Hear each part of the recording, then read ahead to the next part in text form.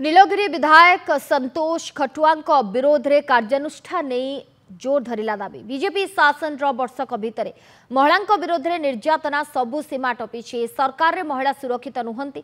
विधायकों विरोध में कार्यानुष्ठान न हेबा पर्यंत आंदोलन जारी रखिब बीजेडी। आसंता 11 तारिख में बीजेडी नीलगिरी उपजिलापाल कार्यालय आगे विक्षोभ प्रदर्शन करिब। आज बालेश्वर में सांबादिक सम्मेलन करी बीजेपी विधायकों महिला विरोधी आपत्तिजनक टिप्पणी को नहीं बर्षिछि बिजु जनता दल। दल अभियोग करिछि कि बीजेपी विधायकों फार्म हाउस रु हाथी दांत चोरी करथिबा अभियुक्तों को पुलिस बांधिला।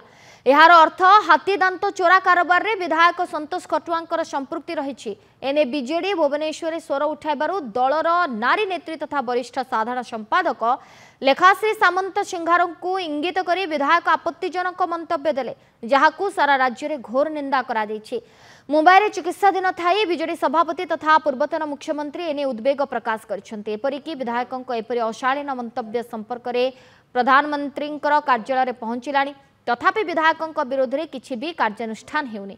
यह अत्यंत दुर्भाग्यजनक। ए सरकार वर्षे पुरिलाणी अथच महिला कमिशन अध्यक्षा नियुक्त हेलेनी। तथापि आज बीजेडी गोटे प्रतिनिधि मंडली जाई महिला कमिशन कार्यालय अभियोग दाखल करिछि। जदि उपजिलापाल ऑफिस आगे विक्षोभ करबा परे कार्यानुष्ठान न हेबो ताहाले बालेश्वर जिलापाल कार्यालय आगे विक्षोभ कराजिबो। एथिरे भी कार्यानुष्ठान न हेबो ताहाले भुवनेश्वर दल करिबो आंदोलन। बीजेपी नेतृवृंदों द्वारा बंद न हम से पर्यंत आमर ये आंदोलन चालू रहिबो। आमे चाहूचु नीलगिरी घटना रे नीलगिरी विधायक विरुद्ध रे दृढ़ कार्यानुष्ठान हो। आसंता 11 तारिख दिन नीलगिरी रे सब कलेक्टर ऑफिस आगे सकाळ 10टा समय रे विक्षोभ प्रदर्शन करा जिवो बिजु जनता दल तरफ। स्पोक्स पर्सन बा आमर सीनियर जनरल सेक्रेटरी डॉक्टर लेखाश्री प्रति एभली आचरण प्रदर्शन करछन्ती। तार प्रतिवाद रे आमे निश्चित भाव में 11 तारिख दिन विक्षोभ समावेश अनुष्ठित कराऊँ।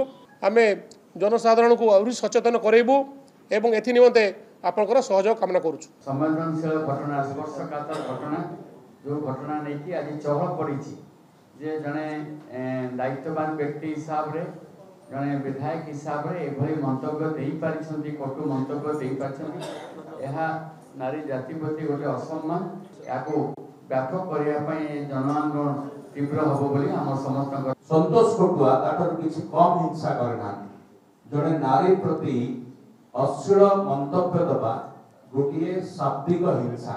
मु आश्चर्य होउछि जे एपर्यंत ताको काहेकि गिरफ्त करा जाय नाही। जड़े महिला नदी नारी जाति प्रति जो से अपमानजनक मंतव्य देछथि जे पर्यंत से क्षमा न मागुछथि, जो पर्यंत भारतीय जनता पार्टी राज्यवासी निकट में क्षमा न मागुछि, जो पर्यंत ताको विरुद्ध रे आईनगत कार्यानुष्ठान निया जाय नाही ताको विरुद्ध रे विक्षोभ जारी रहिबो। जड़े महिला पुनी जड़े शिक्षित महिला ताको जो कहा जाउछि अति खराब भाषा ये आपण गाँ मंडल जानतु घरे बसिकी पिटामरा कर महिला को ता पछरे कौन रहस्य गतकाली सिमुलियार अब्दुल्ला पंचायत देखो फोटो मो पाखे अच्छे।